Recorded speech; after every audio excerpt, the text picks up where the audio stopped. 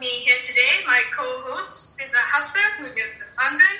With a global perspective, we are aiming to shed light on the environmental concerns and ecological issues in Pakistan, with an emphasis on creating awareness on conscious consumerism and sustainable living. Now, Fizza, today is a very special day, isn't it? Because it's World Environment Day. Yes, and we're very excited for it. Yes, we are indeed. And we're also excited, doubly excited, because today's our launch episode. And it's being done in recognition of the United Nations Environmental Program, for which we are registered, representing Pakistan. Thank you very much. Yep. And keeping up with the theme, which is #Generation Restoration. Now, there's a generation restoration.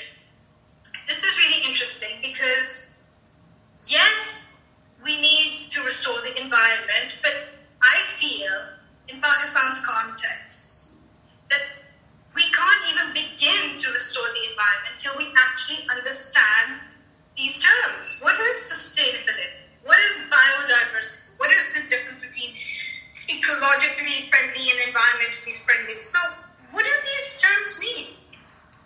So that's a very good question, Mehr. I actually, I struggled a little bit to find a term that was consistent throughout when I was researching. And I think that in itself is interesting because I think it shows it depends from what aspect you're approaching sustainability from. So whether it's, you're looking at it from a food perspective, from a fashion perspective, from an industrial perspective, there's almost different definitions. But one definition that I found that I think seemed to cover most grounds is sustainability is basically the ability to maintain a certain rate and have the least impact on your natural surroundings. And it's such a vague but useful term. So then I tried to do some more digging in terms of, as a consumer, when people constantly, you now read articles and, you're being told, as a consumer, make sure you're buying sustainable, but, you kind of think to yourself, well, how do I know what is sustainable? What do I have to look out for?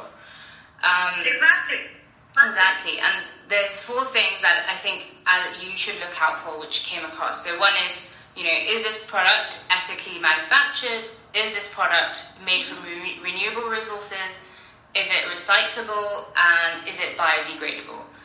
And then I think even within these 4 things, it's a lot to put on a consumer that you have to, look at all these things. And then again, I was like, well, what do these things mean? So within this, I think if we define these 4 things, so whoever's listening, maybe you have the same problems that you come across. Something that is ethically manufactured means that the supply chain exceeds or at least meets the international labor rights. So this means the workers are being paid fair wages, there's worker safety. So that is what ethically manufactured means.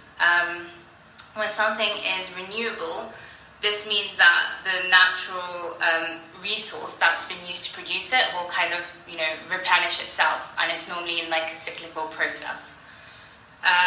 When something is, I think, recycled, everyone's heard that word a lot, so we all kind of know what that means. Yeah. But it normally means, using either something has been made from recycled materials, so it's not been made from scratch, or something can be further broken down and reused as part of a raw material component.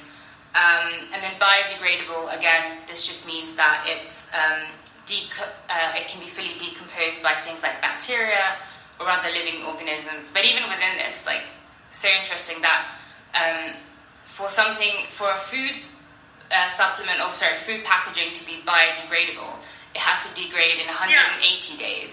Whereas, even within these definitions, there's different regulations, but there's no set. Which I think this is one of the reasons I wanted to do this podcast with you, because it's very confusing to try and be a conscious consumer these days. It is. I mean, people think you can just wrap something up in paper and hand it over and think because it comes from trees, it's biodegradable. Or somebody might say, well, it's wrapped in cotton, but like you said, it really depends on how quickly it biodegrades, if that's a term. Exactly, yeah. But I think the main thing that's come from this is, I think the more we talk about this, the more maybe aware we'll become about the things that we need to think about when purchasing, or even, when having conversations.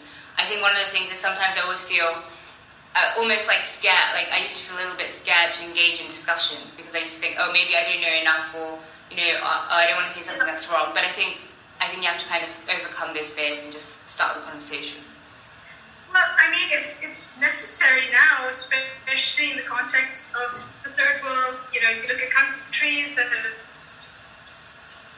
struggling. In Pakistan, for example, we have canals that are clearly we're losing the fight against plastic. There's mass consumerism, and it's there's no control.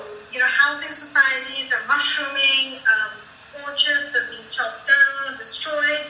I'd just like to sort of very quickly touch on how important it is for people to know what these terms and what all these mean, because maybe it's different in Britain, but in Pakistan's case, it's had a very, very sad relationship with the environment. For example, in 1972, the Stockholm Declaration, where our country decided to take it on, but the focus wasn't on green environment, sort of like crops and water and plants and trees and all other nice naturey things.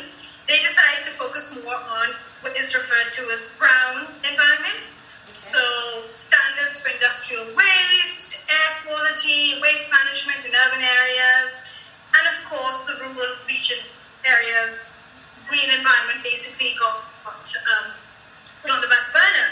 And things became a lot worse in 1983 when actually you had Pakistan's first environmental legislation called the Pakistan Environment Protection Ordinance.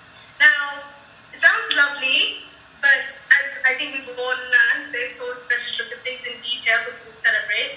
In this legislation, it separated the environment and development, and I'm sure you can tell us what happens. Like, what do you think people's priority would have been if you have the environment on one hand and development on the other? Yeah, so I think development obviously becomes the priority, because I think development is, you can measure it more short term, and then, and and people see that as more impacting them instantly, whereas environment, unfortunately it's one of those things, it's a long-term process, and I think because you can't see the results instantly, and we live in a world of instant gratification these days, right? So sometimes I think that drives it further. Absolutely, and the seeds for that lie in this division that people wanted roads, they wanted shopping malls, they wanted housing societies, and they weren't really concerned about how many flowers were going to grow this year. Unless, of course, there's a wedding, and then you worry about whether there's going to be enough floral decoration or not. And it's also, because we can see these, whereas the environment, you can't really see the changes. These development changes you can see and you can experience them instantly, right? So you're more, like you're saying, like I would probably, if I'm in a place where I'm like, well, why can't I have the newest shopping malls around me, and why should I give that up for something else when everybody else gets it? So you understand why. Absolutely. And then in 1992 there was the National Conservation Strategy, which, had we stuck to it, honestly speaking, this would have been a different country environmentally speaking, because it mapped out 14 areas. In fact, there's a fantastic article in today's Dawn by Ali Toki Sheikh, who's pinpointed the 14 areas. So I'm just going to mention a couple of them, such as things like soil nutrition, better irrigation, encouraging the preservation of forests and water bodies, conserving biodiversity. And all these areas and more today, right now, this very second, are suffering so badly. We're looking at what has been termed an ecological disaster. And the sad fact is that even though we had this strategy, it was adopted by the government, nobody really paid much attention to it. It was always put on the back burner, like, yeah, okay, tree hugging, yeah, all right, fine, fields, crop, whatever, we'll think about it. And if anything, I feel that this history, this sad